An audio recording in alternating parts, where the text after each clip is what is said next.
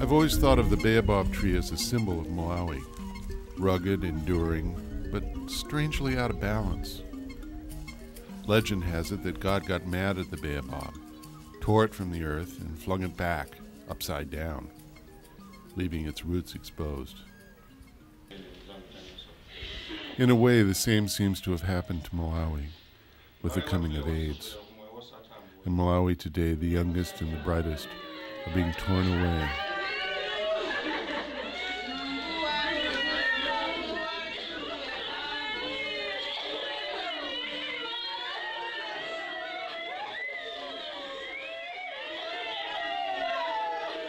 As many as a third of Malawi's sexually active adults are HIV positive. How did this happen to this beautiful little country? I first came to Malawi in 1969 as a Peace Corps volunteer. I shot these scenes at the school where I taught. The anus or the vein. It's called the anus or the vein. That's why this fin here is called the ventral fin or the anal fin. It was a quiet, isolated country, known for its warm hospitality.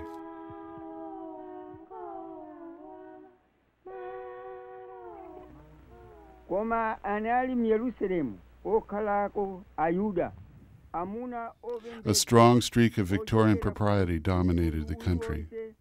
Many things could not be talked about. Part of the silence was due to Malawi's leader, Kamuzu Banda. He ruled with an iron fist. From the mid-60s and into the 90s, Kamuzu's word was law. He was harsh and repressive, sent many thousands to prison without trial. I never much thought about the effect he had on free speech or on the discussion of sexually transmitted diseases.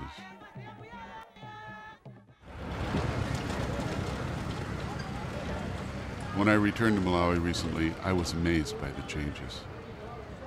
The population had grown from 3 million to almost 11 million in 30 years. Malawi was a more prosperous country, more educated, and with a vision of the future. The government had also changed. Banda was gone, and there was a new president who had been elected democratically. And even though Banda was dead, his legacy of silence around AIDS has lived on. My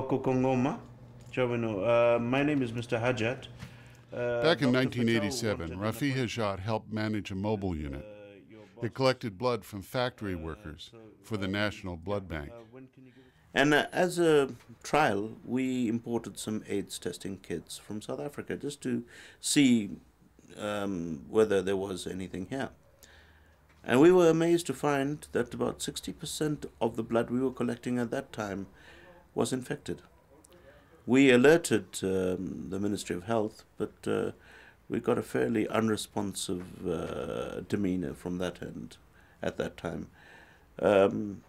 which is not really surprising. The political dispensation at that time was such that nobody dared question anything. Throughout the 1980s, hundreds of people a day were becoming infected with the AIDS virus. But because of the harsh political repression, no one gave a warning. The disaster was allowed to unfold.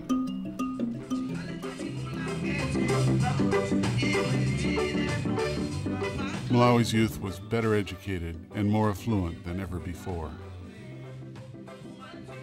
They spent their free time like young people anywhere. But in the early 90s, there was still no warning. A whole generation was becoming infected, and no one knew.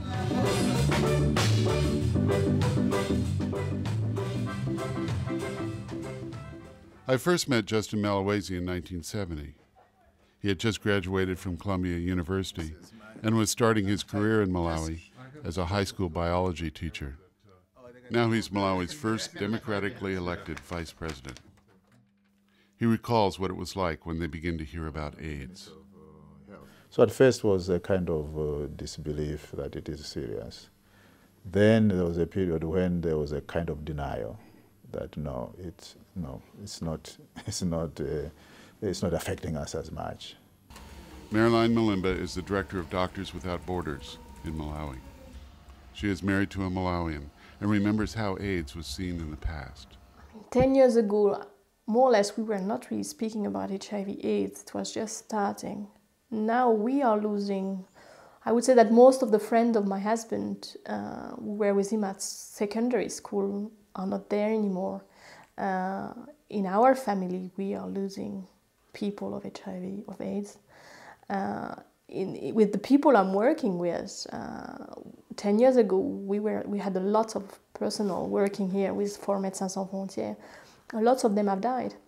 So it's very difficult because you lose people who have got the same age that you are, or even younger, and it's very hard. It's very hard. This is the face of AIDS in Malawi today. Yadam Mazimba worked for the Department of Agriculture. He's 40 years old. His previous wife died, but he doesn't know why. He remarried not long ago. He's been sick, off and on, for the past 6 months. My complaints mainly are coughing and chest pain. Then it seems I've got some ulcers too in the stomach. The stomach. Because whenever I take food, maybe at the start of meals, I always vomit. At the Malonji District Hospital, Dr. Ajib Perry is the only doctor for over 300 patients. He has no trained nurses, only medical technicians. He works every day of the year.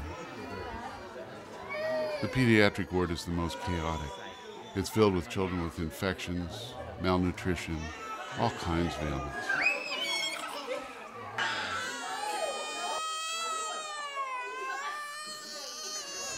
It's another part of the hospital that reveals the devastation of AIDS. Peter Chipeni is a 32-year-old school teacher. He probably has cerebral malaria. Johnson Maloya is 22. He worked in a tea factory. He has breathing and stomach problems. His mother recently lost 2 of her other 7 children. Charles Nchingo is 25 and a bookkeeper. His brother Matthew spends hours at the hospital, hoping he will get better. No one admits they have AIDS. It's cerebral malaria, tuberculosis, stomach problems, meningitis, never AIDS. Scientifically, really, you don't die of AIDS. You die of a disease that has come into the body because the immune system has been reduced by this virus. So 2 people, 3 people who have died of AIDS don't show the same symptoms. A patient with AIDS often suffers from a series of different illnesses. They may be in and out of a hospital many times over several years. The patient can't go back home saying, okay, I have AIDS, and that's it. So then you are still treating the patient, telling him, oh yes, you have TB or you have candidiasis, but he never has a diagnosis and he doesn't want to know the diagnosis. In Malawi, to admit that you have AIDS is social suicide. Yodam can't tell anyone he even suspects he has AIDS.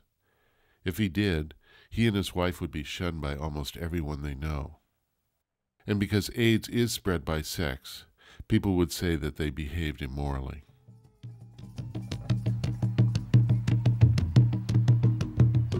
Despite an extensive media campaign, the great majority of Malawians still engage in risky behavior. They are aware that HIV/AIDS attacks the immune system and there's no cure for it, but for that to translate into actual change of behavior is not always as quick as one would want it to be. And you have the denial of people who are still healthy, but they don't want to know their status because they feel, once I know, that's it, I'm going to be depressed because there is nothing that they can offer me. So I would say that the denial is like coping mechanisms. It's like, I prefer not to know because anyway, if I know or if I don't know, more or less it's the same for me, I will die. The CCAP Church is the largest Protestant denomination in Malawi. But its views on condoms are discouraging to those that fight AIDS. Daniel Gunya is the General Secretary of the CCAP Church in the southern region. So as a church, we are saying we cannot promote the use of condoms except within marriage circles. Our members must abstain and be faithful to their partners. And those who are not yet married, they should not practice premarital sex. Gunya is familiar with the devastation of AIDS. He has lost 2 sisters and other relatives. According to Gunya, condoms are not totally disallowed. But we do acknowledge as a church, condom has a role to play, but within marriage circles. But outside marriage, a condom is perceived as promiscuity. So the Protestant Church's stand on condoms is simple. The battle against promiscuity takes preference over the battle against AIDS.